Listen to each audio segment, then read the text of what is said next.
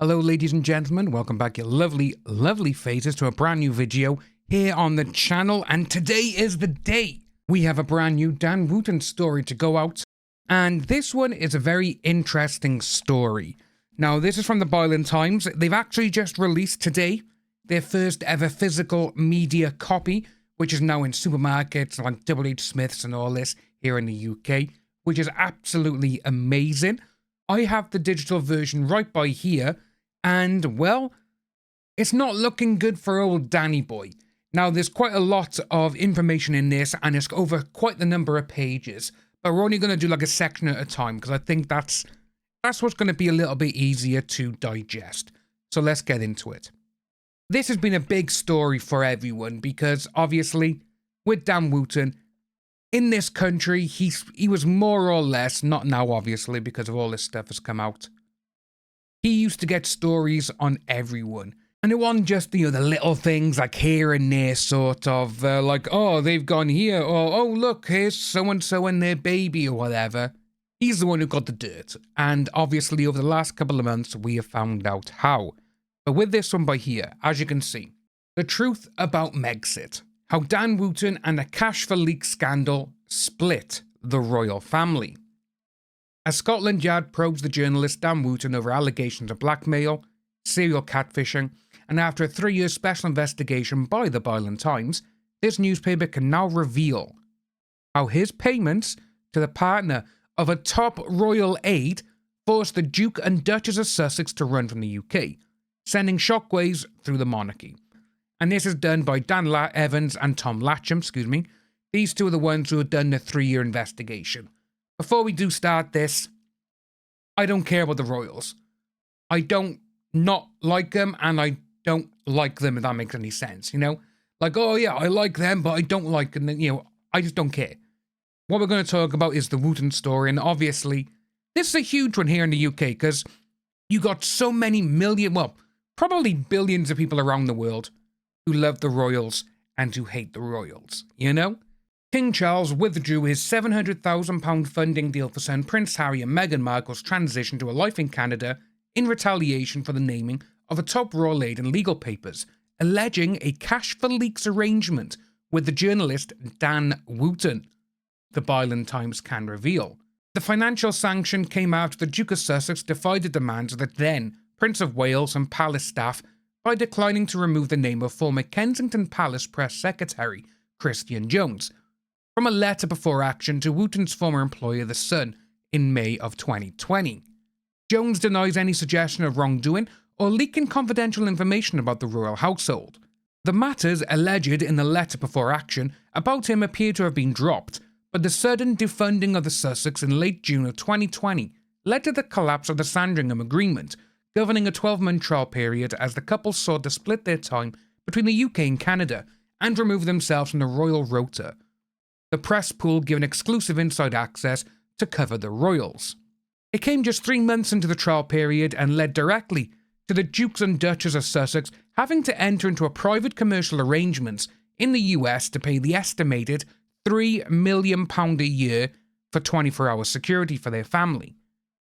One well-placed source with knowledge of the matter told the Byline Times they threatened the removal of the funding to try and protect the royal household from a potential courtroom scandal, with Jones and Dan Wootton very publicly at the centre. The actual removal of the funding weeks later was about control, designed to force Harry and Meghan to come back to the senior royal family in the UK, where their security would be assured. The source added, the greater truth is that Harry and Meghan make better headlines than the King and Camilla or William and Kate. The idea of them still being in public service but abroad and out of the control of the institution and dominating the media narrative just couldn't happen. Senior members of the family wanted them back after the transition period and were ready to continue playing dirty to make this happen. They never thought the trial period would work and tried everything to make it fail, starting with the removal of security and then signing off on a 12-month assault by the UK press on Harry and Meghan and everyone in their orbit. As far as the institution of the monarchy went, the Sussex had either be safely in the tent, in Britain, or cast away and castigated as comprehensively as possible in order to reduce the threat of them eclipsing the rest of the family. It's no surprise they have endured such a degrading time for such a willing British media, when the same just isn't true elsewhere in the world. The telling detail. As part of a 3-year special investigation into the professional and personal conduct of Dan Wootton, the Byline Times has spoken to several sources with connections to the royal households about how the partner of Christian Jones, a publicist, came to be paid £4,000 by Rupert Murdoch's The Sun in August of 2019, allegedly for articles relating to the Sussexes. It is understood that the professional publicist admits to receiving the payments, but has claimed they were for other stories about a reality TV star with a similar name to the Duchess of Sussex. Who? I don't know anyone else who has a similar name to Meghan Markle. Jones has always denied being the source of any unauthorised information about the Sussexes getting into the press, including details of a written summary that Prince Harry had given Prince Charles in December of 2019 of plans to move his family to North America, which Wootton reported initially on the front page of The Sun on the 7th of January 2020, before running day after day of negative coverage.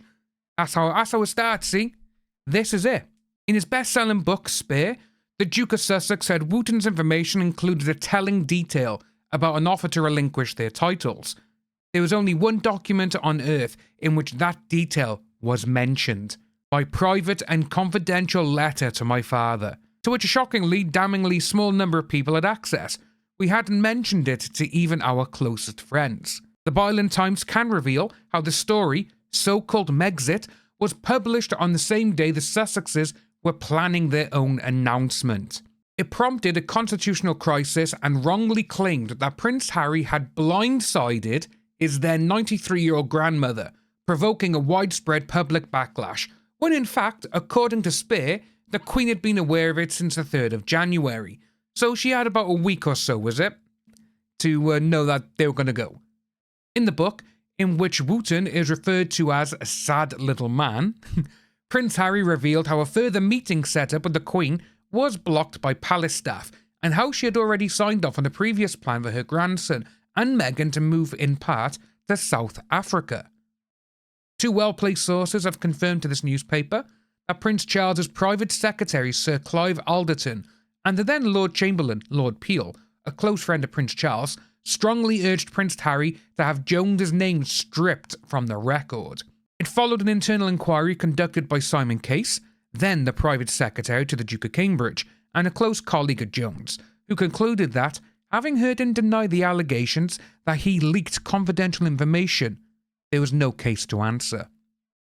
However, the Byline Times has learned that Jones and his partner had already been named specifically in anonymous but highly detailed whistleblower testimony, which included an internal News UK ZC contributor accounting code, purportedly from an administrator within The Sun, which was deemed credible enough to warrant referral to the Metropolitan Police, and which was integral to the legal letter. Wow.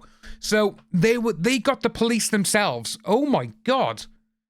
And it's all to do with Wootton. Again, no one wanted that stuff to end up in the courtroom. Part of the testimony, which was initially supplied to the respected retired investigative journalist Nick Davis, it reads, I think the publicist's ZC number is ZC634, couple of stars. My friend thinks there was a payment for £3,000 made around the 15th of July last year, 2019, for a story about the Duchess of Sussex and her nannies, which were published on the 28th of June. There was also a payment of £1,000 made for a story about godparents to Meghan's son. The second source with links to the royal households told the Byline Times that the Christian Jones problem promised to drag the hidden dealings between the palace and the press into the public domain. That was deemed highly undesirable by the offices of Prince Charles and Prince William because there was always lots of horse trading going on with the editors and their correspondents to ensure favourable coverage and protection when scandals broke. No one wanted that stuff to end up in a courtroom. Harry and Meghan were expendable, but the heirs and their wives were not. It sent a chill through Clarence House for the Prince of Wales and Duchess of Cornwall, and Kensington Palace for the Duke and Duchess of Cambridge. But the Sussexes, particularly Harry, were very keen to get to the bottom of it all. He wanted to know how their private information kept being spun into negative headlines in the biggest newspapers. He and Meghan had been stung very badly by the timing and the manner of Wootton's reporting on their plans to live part of the year abroad, which wasn't even a new idea, as the Queen had previously given her blessing for a move to South Africa, which didn't work out. And then detailed intelligence had come up to suggest Wootton was paying the partner of a Kensington Palace official who had a lot of access for stories about his family. Harry seemed pretty determined to get to the bottom of it. A view was quickly taken within the royal households that everything needed to be brought under control.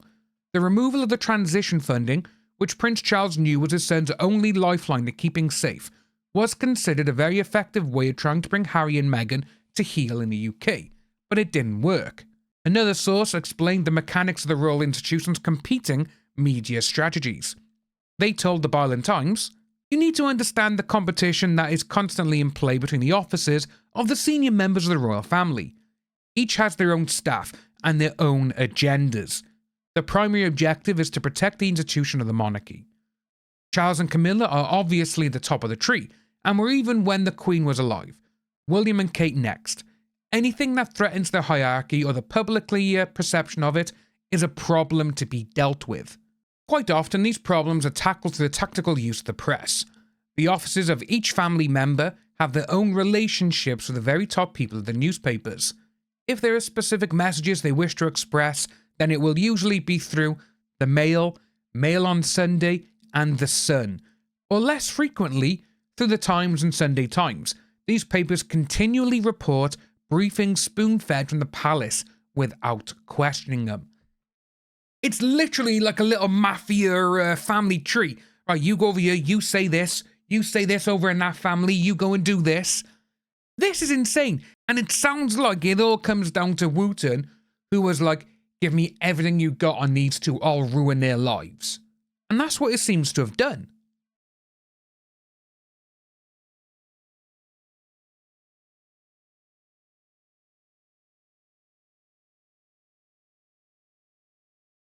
This is why it was such a problem when Christian Jones was named in those legal letters. Whether it was true or not, that information Jones collected in the course of his work was always ending up in the Sun, was not really the point. The point is that the royal family is doing deals and trades with the press all the time for favourable coverage and protection to maintain public relevancy. The naming of Christian Jones threatened to shine a light on the entire unethical relationship between the institution and the press barons, and that could not be tolerated and had to be punished. It's absolutely insane. And so it appears that the monarchy chose to side with a press secretary over Prince Harry. And guarantee you Wootton was in it for it all. Because again, it's like, why would you believe a newspaper or a press person over your own family? Despite not holding a formal remit from The Sun to cover royal matters, Wootton, who was the newspaper's executive editor for show business and television coverage until he departed in 2021 to become the star presenter for GB News, started taking an increasing interest in royal stories in 2018. That's because he knew that sold the paper more.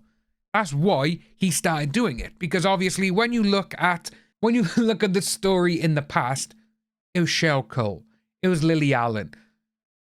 Sadly, it was Caroline Flack and all these other things.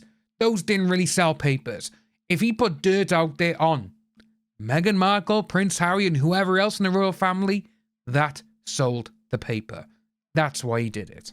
On the 13th of March 2019, Wootton published an article in The Sun about an alleged falling out between Prince William and Kate, and the Marquess and Marconis of whatever, David Rock Savage and Rose Hambury, whom the paper dubbed Kate's royal rival. I remember that. I do remember that story. For reasons that are not clear, the article was subsequently removed from The Sun's website, but remained widely reported elsewhere. A former friend of Wootton's told the Byline Times the journalist's allegiance appeared to quickly shift from one prince to another. Dan hated Prince William until May 2019. Behind closed doors, he didn't have a good word for him. He was always talking about his attitude. Dan Wootton talking about someone's attitude. Dan never criticised Harry. He never seemed to have much interest at all. Then suddenly, in the summer of 2019, he switched. He was hating on Harry and Meghan. He had previously been obsessed with Prince William, and then he switched to the Sussexes. The Byline Times put a series of detailed questions to a lawyer for the royal family, a spokesperson for the Duke and Duchess of Sussex, Dan Wootton, Christian Jones, Jones's partner, and Simon Case. Which we're going to end it by here, but we do have, we have quite a few more pages. We have we got 10 more pages. So it's going to be a long couple of videos in the next couple of days, guys, just so we can get this going. But it's absolutely insane to see that this guy, how he changed on a whim. How he changed from hating someone to loving them. More than likely, money was up for grabs. But that's what we got for this one, guys. Let me know what you think about this whole situation down below. Obviously, with the way Dan Wootton has gone on, he switched from one prince to the other. He hated one, now he loves him. What happened? You know, how much money was passed between the press secretaries of each family member to Wootton and the son? If you are new to the channel, please like and subscribe. Hit that notification bell, do all those lovely things, and I'll see you again soon.